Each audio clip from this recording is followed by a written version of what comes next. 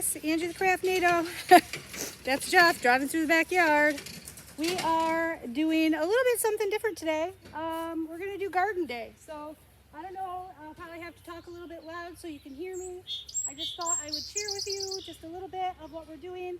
We have 3 raised garden beds. We did that because we have a big problem with rabbits around here that get into our gardens, and we have found though that this was not sufficiently high to keep the rabbits out. So when we're done with these and once the rabbits start bothering them, we will probably have to go around here with some chicken wire to keep the rabbits out. So I'll just tell you what we're going to plant in this planter. We've got bush type green beans. We've got some hot peppers for making salsa. We've got some bell peppers for just eating. We've got some broccoli, some cauliflower, so 2 different types of onions, and some spinach, and some cilantro for making salsa. And that's what's going to go in this bed. And Chuck hasn't finished working out the second bed, or the middle bed. He still has to rototill that, but I can show you that bed. That bed's going to be sugar snap peas, zucchini, sweet potatoes. And then the third bed, which is over that way, which I haven't completely finished digging that up, that one's going to be tomatoes. So we do the most of tomatoes. The way that we do this is I do every year, I enhance the soil. I bring in some fresh potted garden soil, and I put some manure in. Don't worry, it's not like manure that just came from the cow's butt. It's composted manure, so it's tamed down a bit, but it does make it so you get a little bit more nutrients in your soil. So I'm just gonna go ahead and start and talk to you guys for a little bit while I do this. It is Tuesday, right after the holiday weekend. Jeff went ahead and took today off so we could get some of this stuff done. The reason he was driving through the yard is because we are finally getting the chicken run done, and he actually had a different, better idea for how to build the chicken run, and I think it's going to work out really great. He's actually going to move, we have a dog kennel, a 10-foot by 10-foot dog kennel that we don't put our dog in. He has found a way to escape, so he does not go in his kennel at all, and it's just sitting over there not being used.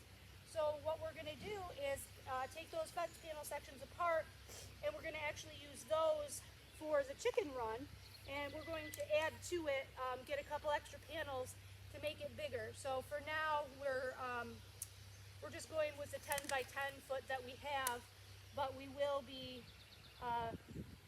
making it bigger as they grow a little bit bigger. We're kind of in a hurry to get it done today though, because I am going to head up north to my friend's property tomorrow at about noon.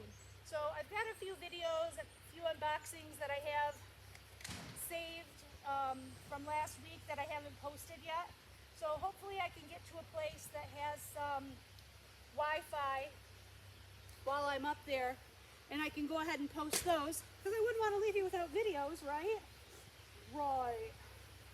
So we're going to do that. And now I realize, you know, if you're an experienced gardener of any kind, you will quickly notice that I am putting these plants very, very close together.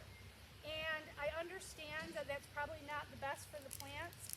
However, we have a very small amount of space, and I like to capitalize on as much of that space as I can.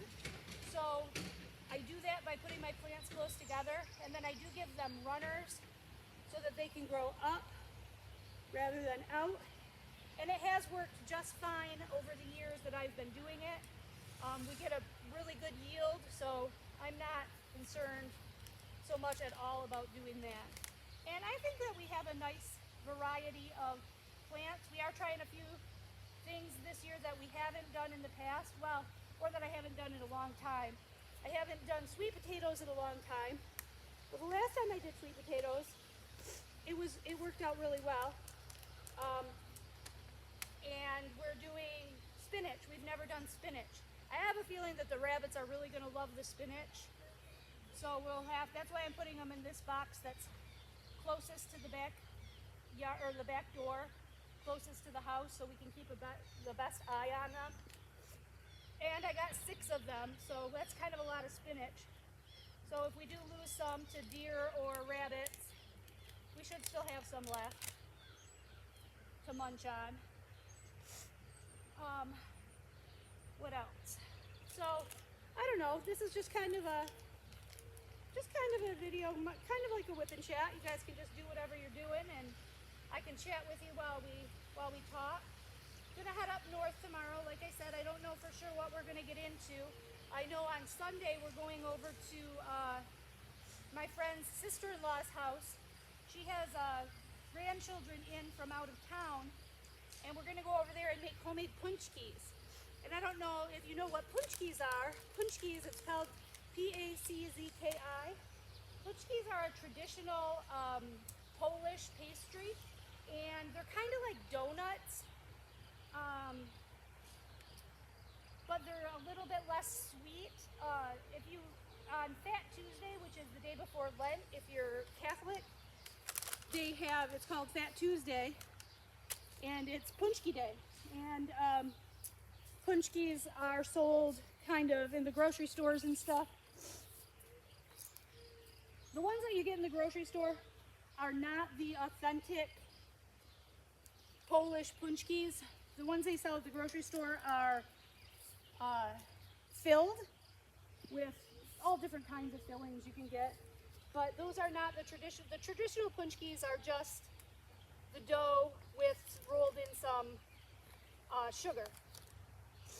So that's what we're going to be making. And I've never made, my stepmother's mom, so my step-grandma, she used to make punchkis a long time ago. I love punchkis, but I haven't ever made them. So I'm kind of excited to see what that process will be about. It's about a 3-hour drive to get to where I'm going up north. So I plan on leaving here at about noon tomorrow.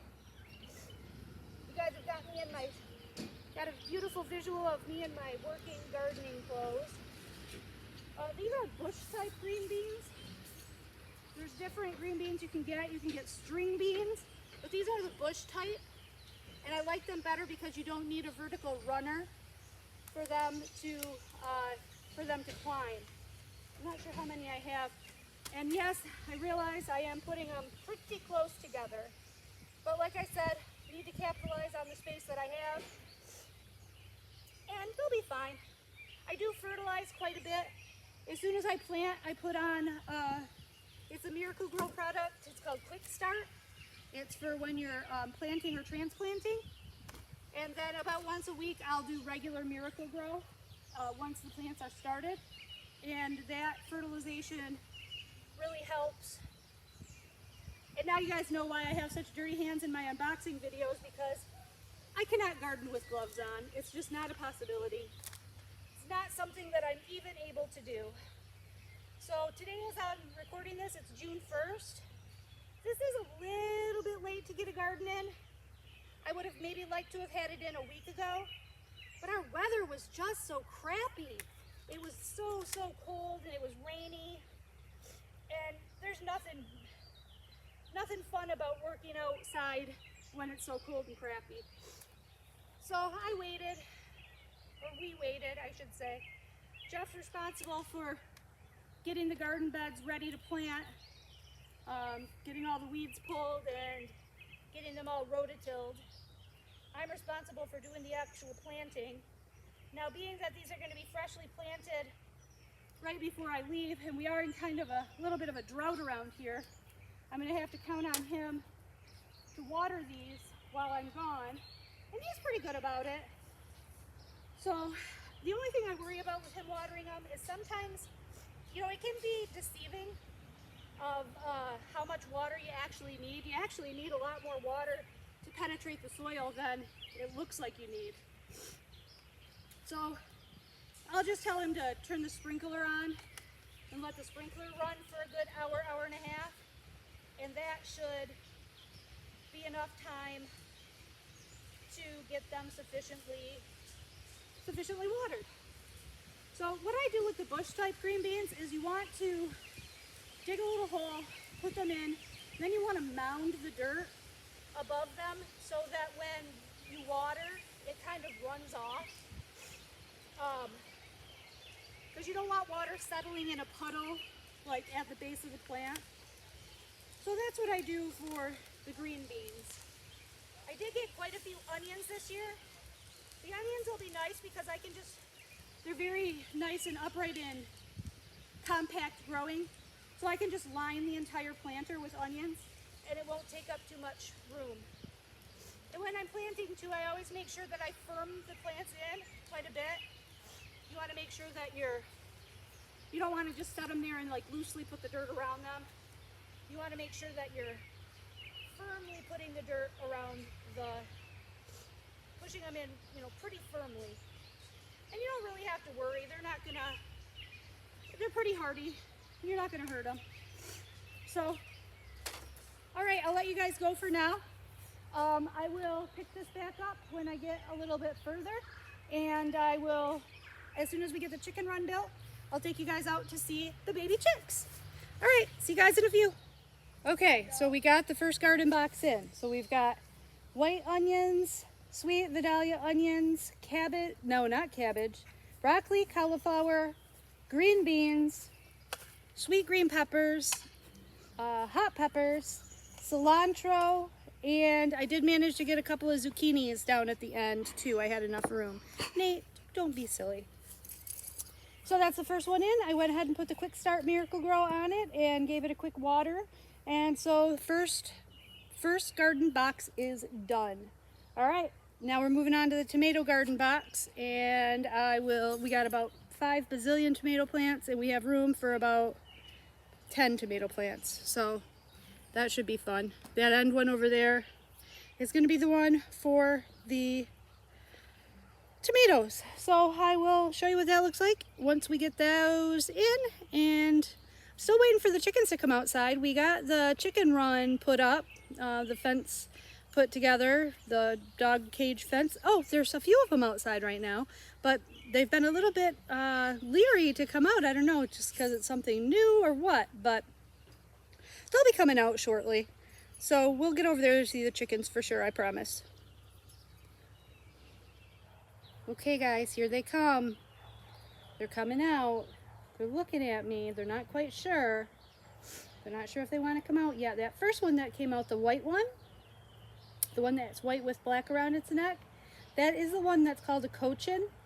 You can tell it looks a little bit different than a normal chicken. I don't know if you can see it from here, but he has feathers on his feet, which give him a kind of a funny look. They look kind of funny. Come on. Oh, see that other white one is coming out. He has feathers on his feet too. Those are the chicks, you guys. Look at how big they're getting. Isn't it amazing? That was only, what, how many weeks ago? 3 weeks ago that I showed them to you, and they were just teeny weeny, fit in the palm of my hand. They're still pretty skittish, and I think they're pretty skittish because in the past, when we've had baby chicks, I'm gonna move you back just a little bit so you can see a little bit better maybe. It's hard for me to tell because it's so sunny out today. But when I showed them to you when we first got them, they were so teeny weeny. They fit in my hand, but they have grown so quickly. But they're a little skittish. They're more skittish than chickens that we've raised in the past, because chickens we've raised in the past, we've actually kept them in our mudroom until they got big enough to be out in the cold. And they were around people a lot more. And so they were a little bit more tame, whereas these guys, because we were having such temperate weather, we just brought their heat lamp out here into the chicken coop and turned it on, and they've spent their entire life since they've lived here right out here in the chicken coop. So I know you're only getting to see one of them, with I guess one more guy's got his head stuck out. Come on, chicas, come on, cheeks, treats, chicas. Usually my old chickens, if I yelled treats, chicas, they would come running like nobody's business. But these guys haven't learned about treats yet, so I have to teach them all about treats. So that's not very fun. All you get to see is one chicken. Oh, here comes one more. Now they're going to file out. Once they get used to me standing here, oh, now they're going to file out. So we got 4 of them out now. Well, no, 1 back in. 3. What do you guys think? Do you like your new yard? It's nice, huh? Yeah. So it's not quite as big as what we would like it. Unfortunately, with the cost of building supplies lately, it is more than just lumber is being affected. And where we paid, I think, $110 for this 10-foot by 10-foot chicken run with a door, you know, granted that was probably 15 years ago, but we paid that much then. The same thing now is about $300 and some dollars. So we'd like to make this double the size. So we're just going to keep our eye out, and maybe we can even just get some fence sections rather than get something like this. But we also have, I bought some aviary netting, and we're going to put aviary netting over the top of it so that nothing can get in. Predators can't get in from over top either. So that'll be helpful to keep them nice and safe. You still want to make sure that you close their little door at night so nothing can get in. And we'll bury some chicken wire underneath the base of this so we don't get any predators that try to dig under the fence, because we've had that happen in the past as well. Once predators seems like once they get a taste for chicken, they're all over it, and they will not leave them alone. They'll just keep coming back until one year we had foxes, and we had the whole crew just decimated. I think we lost something like 20 chickens that year. It was horrible. So I don't know. I guess we just got these 4 brave ones that have come out to play. I wish the rest of them would come out, but maybe. Oh, somebody just poked their head out. So what are you guys going to be up to this week? I'll miss you while I'm gone, and maybe I'll try to do a whip and chat from up there and try to drive into town where I can get some Wi-Fi and see if I can upload it. I'm not sure what the Wi-Fi strength would be to be. Oh, he got scared of, I don't know, that tall flower or something. That was cute. They're so cute. They're fun. They're so fun. It's fun to watch them when they start playing with one another. And chickens are so much fun, you guys. So they're right now probably about, I would say, half the size of what they're going to be when they're full grown. So we've still got chickens start to lay eggs at around 16 to 18 weeks of age. So they won't start laying until probably August, end of August really. So that's quite a long time, but then they'll lay, depending on the breed of chicken, you'll have prolific egg layers for years. They do lay best in their first couple years. You can count on on average an egg a day. They might, out of a 7-day week, you can get 6 eggs per hen. So, now they're out of camera shot, aren't they? That's okay. You guys aren't really, you're just listening to me at this point. I'm just waiting to see if any more will come out, but it doesn't, looks like they still want to be shy. But at least you got to see a few of the baby chicks. Got to see them as they're growing up. So I better get back to the garden. I put Jeff on tomato duty. He's over there planting tomatoes. I'm not sure how much I trust him. He's not the best, but you know, it's him doing it instead of me, right? So at least it's saving me a little bit of work. So we'll go back over there and see how he's doing. I'll show you the tomato garden once that gets planted. And then I decided what I'm going to do as part of this video. I'm not going to post this until I get up north. I'm going to, on my way up there, there's a very beautiful natural spring along the way, and I think I'm going to stop there and take some footage of that for you guys and show you that. Just Michigan is such a beautiful state. There's so much natural beauty to be found everywhere in the state. So I decided I might make this just a little compilation video of the garden and the chickens, and then I'll show you some pretty things on the way up north. And then once I get up north, I'll show you around up there, show you the ponds and you know, the woods and stuff like that. So we'll make it a little bit of an outdoorsy video. All right, I'm gonna let you guys go for a minute. Bye, chicas. Okay, so the tomatoes right there are in. We are running a bit short of tomato cages, so we're gonna have to get some new tomato cages, and Other than that, tomatoes are in. The only thing we have left is the middle, and Jeff's gonna rototill that, and that's gonna be sugar snap peas, sweet potatoes, some melons, some more zucchini, and some, I think that's it. Yeah, that's it. So looking good, coming along. All right, see you in a few.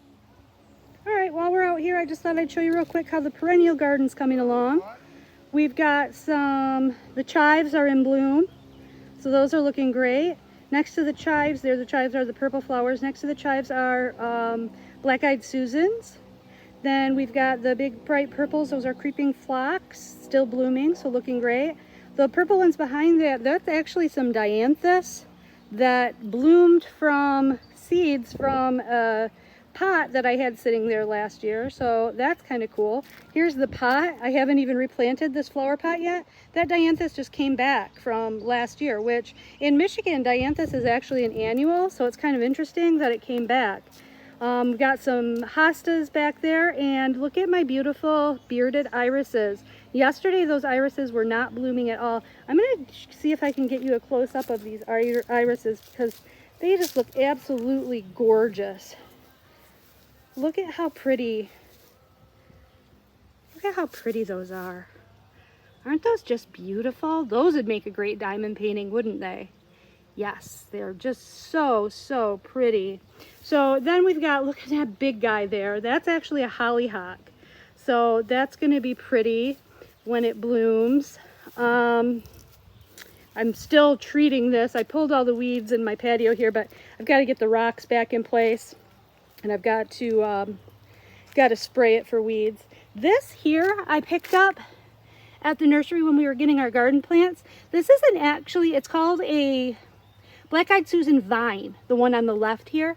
I have an arbor, and so I'm going to plant it at the base of that arbor, and it'll trellis up.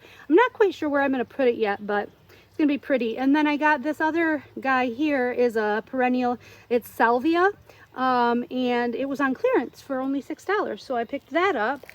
Then I got this very cute little ground cover. I'm not sure where I'm going to put him, but I'll find somewhere. And then, you guys, look at this beautiful foxglove. Isn't that pretty? Now, you have to be careful with foxglove because it is poisonous. So if you have pets that might get into your plants or eat them, be careful because it is poisonous, but it is sure pretty, and I don't have to worry about that.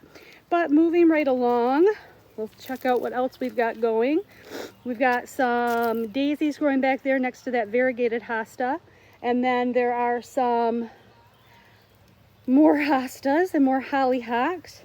Then my creeping Jenny is just absolutely going crazy. The purple phlox are about at their end. Got some more daisies back there. Then I've got my yucca plant back there that's looking great.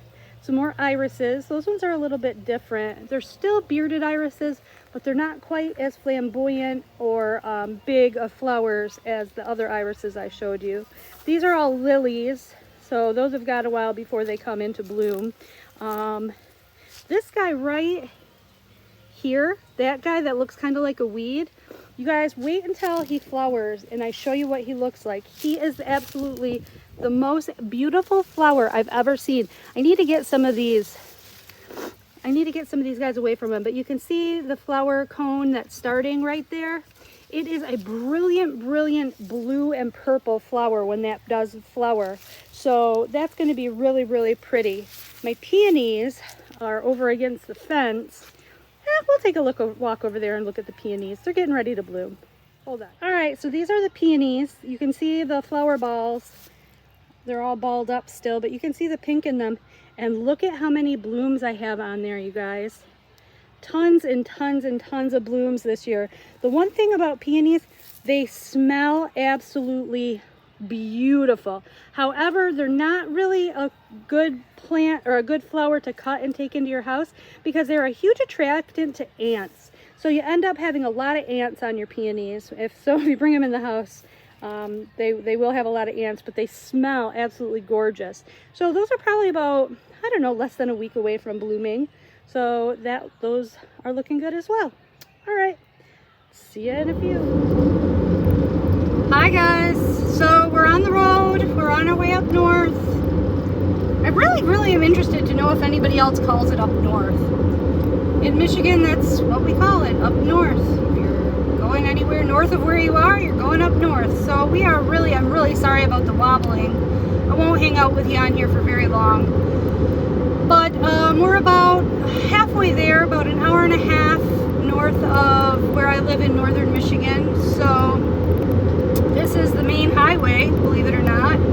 Just a 2-lane highway that gets me to where I'm going, which is near the top of the lower peninsula of Michigan. We're a little bit east and south of the Mackinac Bridge. Unfortunately, we are not going to be able to stop off at the springs like I had hoped to. The highway did a detour. The road is closed during that section of where that's located, and I would have had to do about an hour round trip detour to get there. And I love you guys, but I don't love you enough to add an hour on to a 3-hour trip.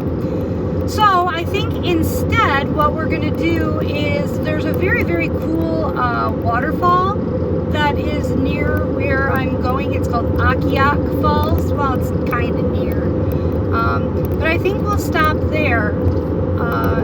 I'll head over there tomorrow, maybe pack a picnic lunch, and Hoyts Lakes. That sign that we just passed that said Hoyts Lakes, over to the left. Right now we're in the middle of the Huron National Forest, and about 3 or 4 years ago, it's probably been 4 years ago now because I am getting old. About 3 or 4 years ago, I went backpacking for 3 nights, 4 days, and I spent 4 days in the woods by myself with nothing more than I could haul in a backpack. And I camped there and pitched a tent and cooked my meals, did some fishing, and just by myself. And it was something I've always wanted to do. It was something that was on my bucket list. It was honestly, it was probably one of the most difficult experiences of my life. It happened, I did it over the week of the 4th of July holiday here in the States, and it was, that particular year was in the hundreds. So it was ridiculously hot, ridiculously swelteringly humid. I had to backpack in all of my water that I needed for those days because I didn't take anything to treat the water that I could have gotten out of one of the many lakes that was located in there. I ended up doing about, I think according to the trail maps that I had, I did about 12 miles of hiking back into where I finally did set up camp. My initial plan was I was going to camp in one place one night and then, do a little bit more backpacking, hiking, and move to a different place. But where I ended up the first night was about 10 or 11 miles of hiking, and I was right on the shore of a very nice little lake. I had deer and wildlife that I could see on a daily basis, and it was beautiful, and I felt like I was in a great place. Plus it was so damn hot. I didn't want to get any further away from the parking area just in case I had an emergency with water. Wow, this guy's sticking out a long ways. He's got flags, but still, he was sticking out quite a ways into my lane. But I didn't want to get any further away from the parking area just in case I ran into an emergency with water and I needed to go back and get more water. But that was one of the most difficult things I've ever done in my life. Previous to that, my bucket list is I always wanted to hike at least a portion of the Appalachian Trail. And so doing that kind of 4-day, 3-night backpacking trip that I did was kind of a test run to see if I could do it. Guess what, y'all? I can't do it. There's no way in God's green earth that I would last any length of time hiking the Appalachian Trail. I give huge props to anybody who can do that. I think it's like, now I'm talking out of my ass right now. It's either 2,300 and some miles that right, from Maine to Georgia, which is its terminus point. I think it's like 2,300 and some miles, and that is a lot. I never ever in my life imagined that I would be able to do the entire thing, but I had wanted to do like a 2-week spell of it, 2-week run, but after doing that 4 days just in the Huron National Forest, nope.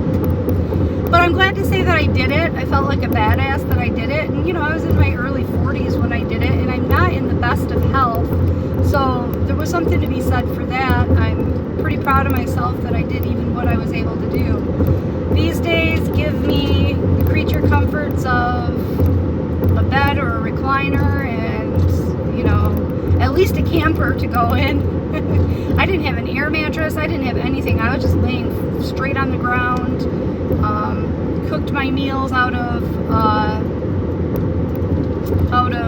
those, you know, Survivor meal packs that you just add water. They're dehydrated and you add hot water to them. And that's how I got, ooh, my speed is creeping up. I better slow down a little bit. I don't want to get another speeding ticket. I have not had a speeding ticket in a really long time. So it's not like I get a lot of speeding tickets. I don't hardly go anywhere. Oh, and my speed limit is lowering. I was just about to comment that I was really happy. The speed limit up here used to be 55 miles an hour. And this is such like just boring farmland. It just goes on and on and on and on. And to go only 55 miles an hour takes forever, it seems like, to get up here. But they recently increased it to 65. So that's been nice. So 65 means you can go 70, right? At least. But I'm entering the booming metropolis of Curran, and they just posted a sign that the speed limit is lowered to 45. So I better slow it down and go 45 because, oh, now that was it. That was Curran. You guys saw the whole thing. Boy, that was something to see, wasn't it?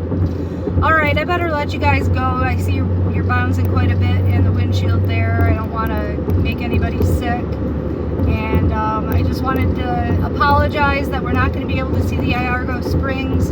Maybe on a future trip we'll be able to see Iargo Springs. It's very, very beautiful. But I will try to take a little trip over to the Akiak Falls and maybe do a whip and chat at the picnic table there. That'd be fun. So I'll try to head over there tomorrow. I think the weather's supposed to cooperate. It's weird, up north,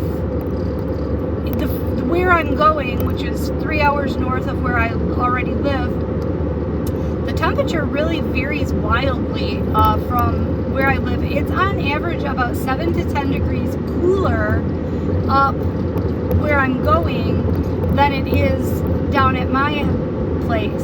So it was 82 degrees Fahrenheit when I left the house earlier today, and I'm about, let's see how far I am away from my destination. Oh, it says I'm only 48 minutes away. Awesome. Or 38 minutes away. Awesome. But it's already 76, so we've already, the temperature has already gone down significantly. So if the weather cooperates and it'll be nice to go to the falls tomorrow, I will head on over there and pack myself a picnic lunch, maybe do a little whip and chat at a picnic table in their little park area.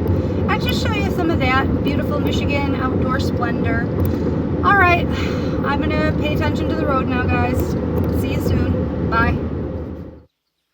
All right, guys, I just wanted to give you guys a visual of our sunset. Well, getting to be sunset. This is sitting in the garage door where we like to sit in the evenings, and looking out over the middle pond is farther off into the distance there beyond the red barn. That's the chicken coop barn. Beyond that big, is that a maple tree, Jennifer, right in front of us? I guess. This one? I don't know. Unconfirmed whether it's a maple tree or not. But this is our beautiful view from sitting in the garage where we like to relax in the evening. And a lot of times we can see deer out there coming to get a drink at that pond. And it's just really quiet and peaceful. And this is my happy place. This is where I like to be in the summertime. All right, this will probably be my last clip that, oh no, I told you guys we'd go to the falls.